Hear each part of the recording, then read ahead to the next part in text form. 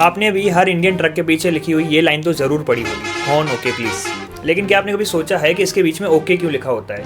यानी ये horn please भी हो सकता था या प्लीज़ हॉर्न भी हो सकता था।